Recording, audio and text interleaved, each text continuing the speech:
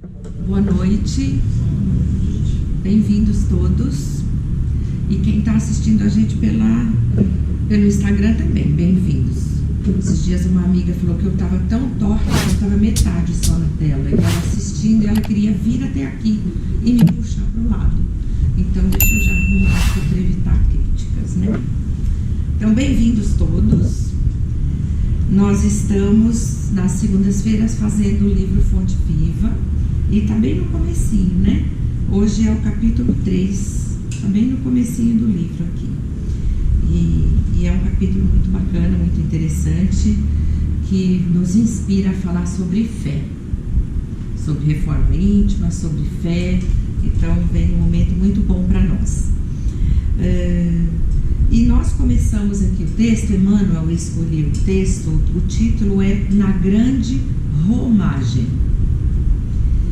E ele escolheu um texto aqui, um versículo da carta de Paulo aos Hebreus, que diz o seguinte: pela fé, Abrão, sendo chamado, obedeceu, indo para um lugar que havia de receber por herança, e saiu sem saber para onde ia. Então, para contextualizar, nessa carta, Paulo não se sabe onde ele estava, né, quando ele escreveu essa carta. Tudo indica que estava em Roma, né, quando ele estava preso lá, mas também isso não é tão importante.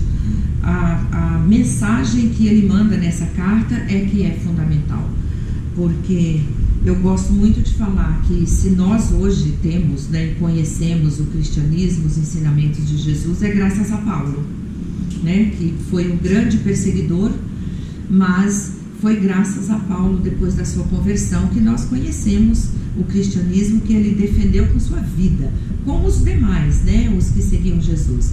Mas o caminho que Paulo fez foi um caminho de luta.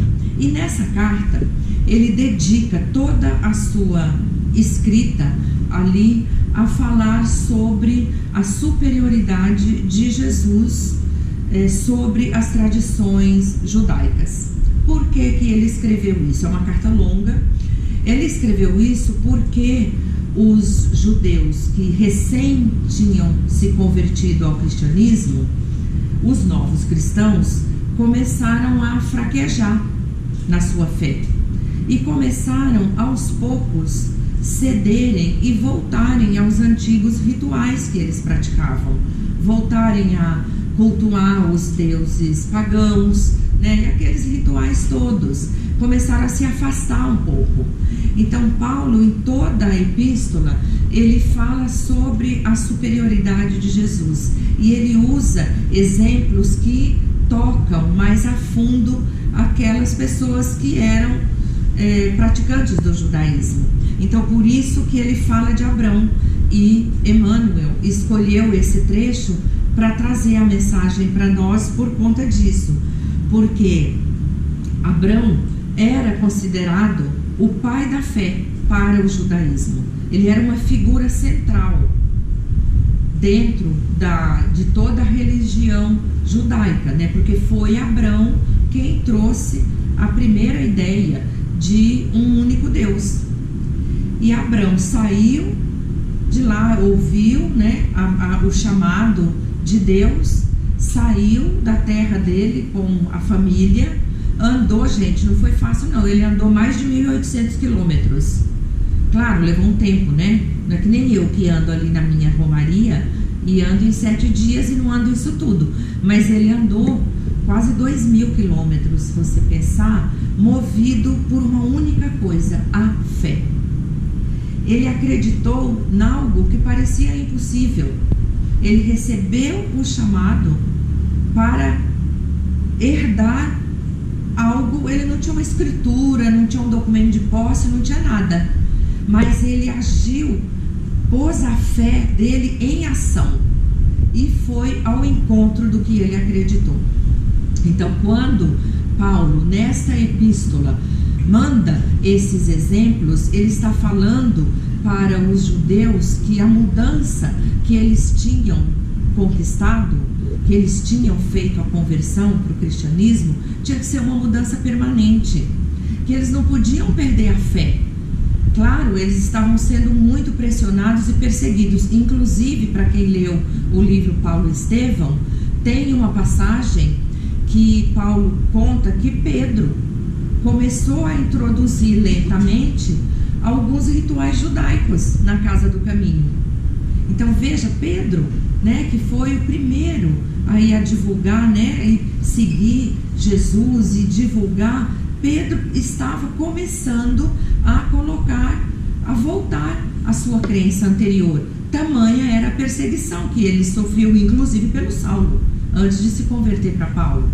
Então, quando ele estava cuidando dessa carta, ele estava cuidando de preservar aquelas pessoas, porque era importante não perder um cristão que fosse naquele tempo, ou não teríamos chegado onde chegamos, não é? Então, esse foi o esforço dele nessa carta aos Hebreus. Muito bem, e o nosso título aqui é Na Grande Romagem. O que significa isso? Romagem, quando a gente procura no dicionário nosso aqui de língua portuguesa, romagem significa romaria, significa peregrinação. Então, ele, quando cita a peregrinação de Abrão, ele está dando como exemplo e convidando aquelas pessoas a fazerem suas peregrinações, que a salvação estava baseada na fé em ação, que foi o que Abraão fez, botou a fé dele em ação e foi, acreditando em alguma coisa que não parecia, não, aos olhos de quem não tinha fé, parecia que era loucura. Então esse é o convite de Paulo para essas pessoas: façam suas romarias, porque a salvação está na fé verdadeira, não está na lei. Isso é uma coisa externa, porque eles seguiam a lei de Moisés à risca, né, antes da conversão. E eles começaram a ser perseguidos, eles falaram: o quê? Vamos embora voltar para onde a gente estava e a gente se livra, né, desses perseguidores. Então era muito frágil o que eles sentiam, por isso a necessidade dessa mensagem. E aí vocês falam: o que isso tem a ver com a gente hoje? Todo o texto aqui de Emmanuel está nos convidando a fazermos essa nossa peregrinação, a voltarmos à nossa fé e examinarmos quão sólida ela é, quão verdadeira é a fé que nós temos hoje. Esta peregrinação, essa romaria, para a doutrina espírita tem um nome. Nós chamamos isso de reforma íntima. Então, fazer essa romaria para nós, hoje, significa promover essa reforma íntima. Irmos buscar o que nós podemos fazer para que nós alcancemos o que Abraão alcançou. Para que a gente chegue neste lugar que nós almejamos, neste lugar de crescimento espiritual e neste lugar onde mora a nossa verdadeira vida. Então a gente está falando aqui de buscar, de trilhar o caminho da evolução espiritual, de nos prepararmos para caminhar, né, fazer essa romaria, peregrinar na direção da nossa evolução. Este é o convite aqui do texto. Em todo momento, Emmanuel deixa bem claro que não é fácil, e nós sabemos que não é, né? Nós sabemos que é difícil de fazer a reforma íntima.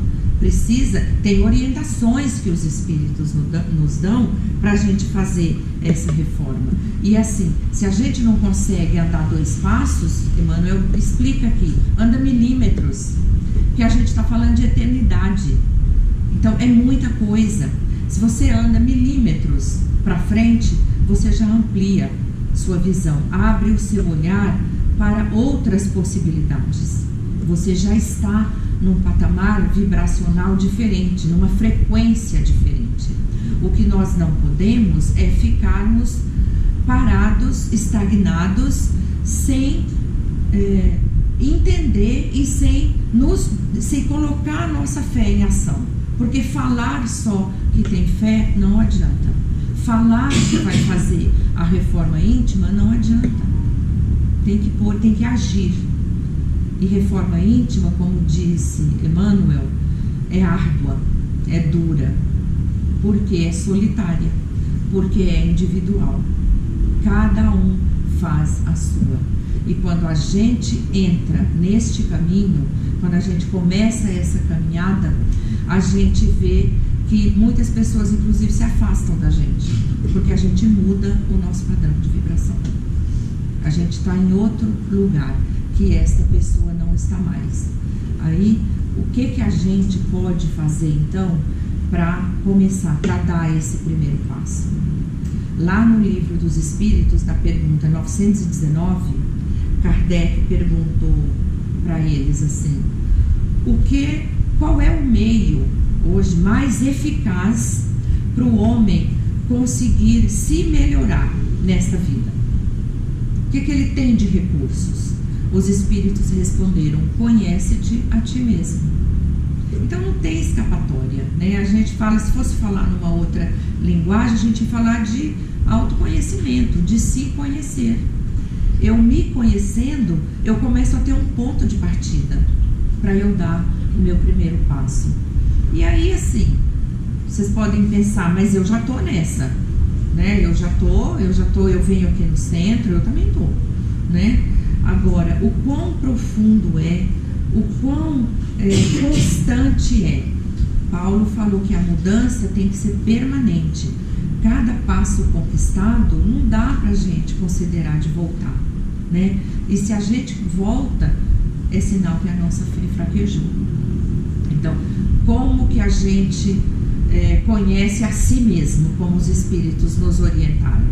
A gente conhece a si mesmo se auto-observando, deixando de observar mais o outro do que a nós mesmos, né? Às vezes a gente até se observa, mas a gente só vê as coisas boas, né, que a gente tem. A gente não vê as coisas que baixam o nosso padrão, que atraem, né, aqueles amigos que não são tão elevados assim nos seus pensamentos, que nos contaminam e nos colocam numa rota aí de colisão com o crescimento, né, com a nossa evolução. Então, se eu sei que eu tenho algumas, vamos dizer assim, características, né, não muito virtuosas, se eu me conheço e sei que eu sou possessiva, ciumenta, apegada, pronto, eu achei meu ponto de partida para começar a minha caminhada. Eu vou começar por aqui.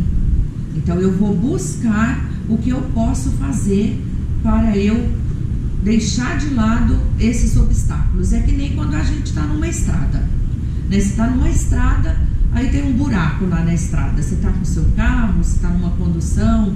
O que o motorista faz? Ele desvia do buraco e segue, né? Ele não para no acostamento e fica lá esperando a prefeitura tampar o buraco para ele seguir.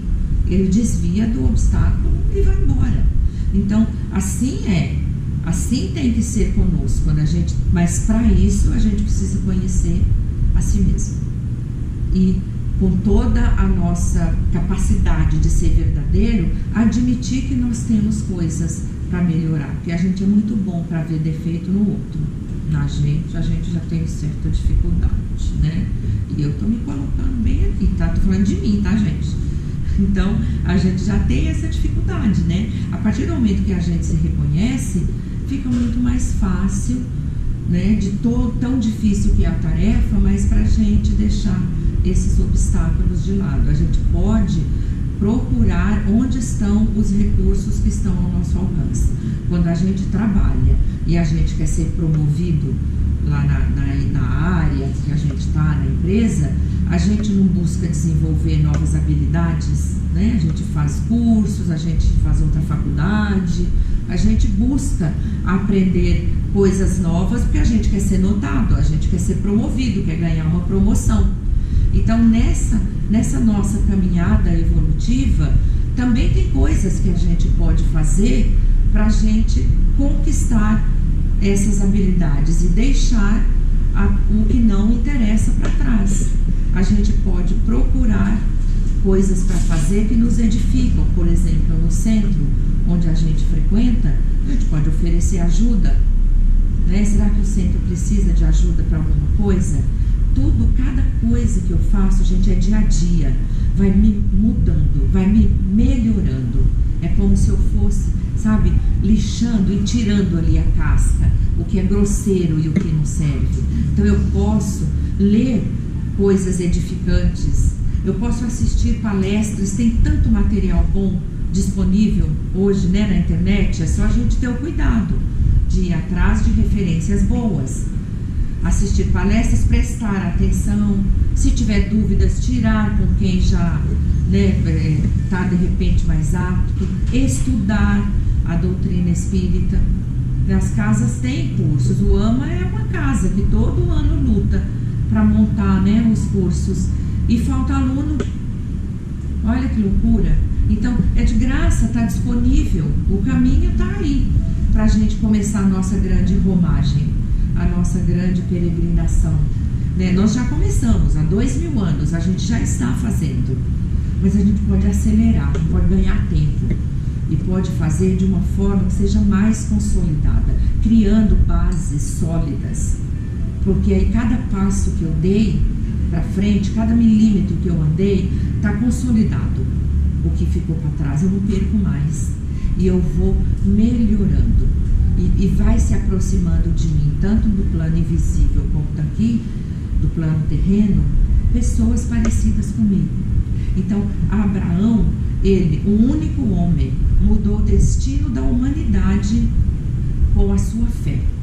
Quando ele pôs a sua fé em ação, ele ouviu de Deus, né? A gente sabe que eram espíritos, né, elevadíssimos inspirando ele, mas como diz a Bíblia, ele ouviu de Deus que ele teria descendência em todo o planeta Terra, que somos nós, aqueles que acreditam em Deus único. Ele foi a semente que trouxe isso para nós. Então o único homem mudou o destino da humanidade.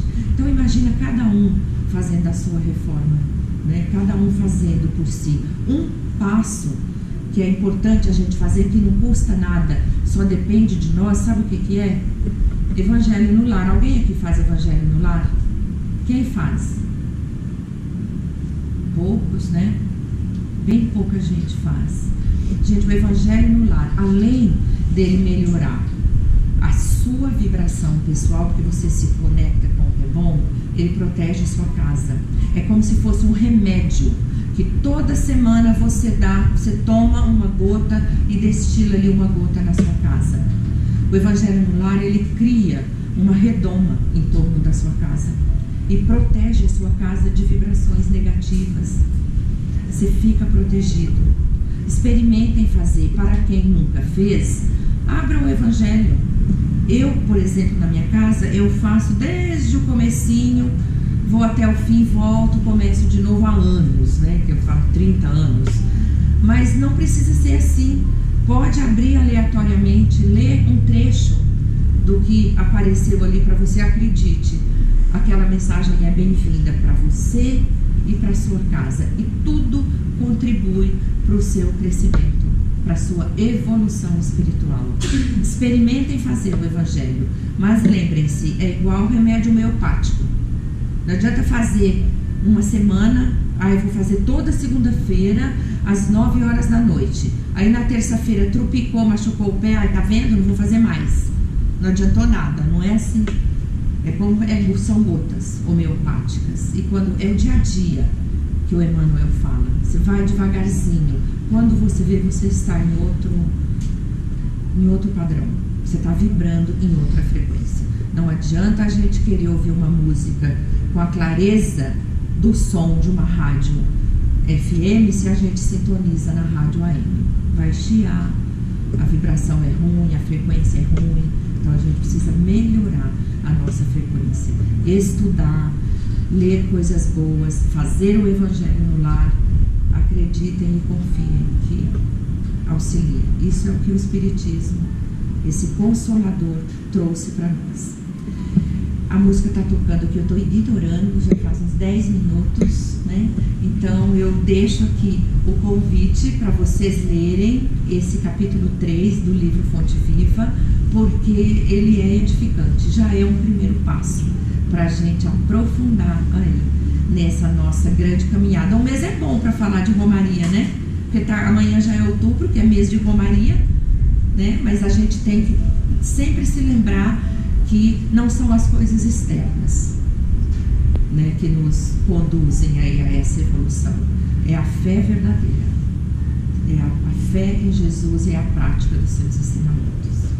Então, deixo aqui essa mensagem para vocês e vamos agora nos manter, né, nessa atmosfera tranquila, aqui de concentração, e vamos fazer a nossa vibração pedindo inspiração aos nossos mentores para que nos auxiliem, para que a nossa doação, para que a nossa vibração alcance os seus objetivos. Então vamos pensar neste momento em todos os lares que estão passando por um desajuste, uma desarmonia. Vamos vibrar por todos eles, vamos vibrar por todas as religiões do planeta, vamos vibrar por todos os nossos irmãos, aqueles que estão em dificuldade, que seja espiritual, que seja física. Vamos pedir às equipes de saúde que acompanhem, que se dirijam aos seus lares, levando um lenitivo para suas dores e suas aflições. Vamos vibrar também aqui pelo AMA, a nossa casa de amparo espiritual. Vamos vibrar por toda a redondeza, por toda essa comunidade. E já que falamos do Evangelho no Lar, vamos mentalizar nossa casa agora. Faz de conta que estamos indo até lá. E vamos pedir a Maria, nossa Mãe Santíssima, que cubra a nossa casa com seu manto de luz. E vamos receber pela porta da frente da nossa casa o nosso irmão, o nosso Mestre Jesus. Ele nos acolhe, ele nos abraça, segura em nossa mão e percorre todos os espaços de nossa casa, jogando sua luz, seu amor, sua capacidade infinita de perdoar. Assim, refeitos, com esse abraço carinhoso que recebemos, nós nos despedimos desse irmão que continua conosco em nosso coração. Pedimos então licença para encerrarmos a nossa tarefa de hoje com a oração que ele nos deixou. Pai nosso que estais no céu, santificado seja o vosso nome. Venha a nós o vosso reino, seja feita a vossa vontade, assim na terra como no céu. O pão nosso de cada dia nos dai hoje, Senhor. Perdoa nossas ofensas, como devemos sempre perdoar a quem nos tem ofendido. E não nos deixeis cair em tentação, e livra-nos, Senhor, de todo mal. Graças a Deus, graças a Jesus. Que assim seja.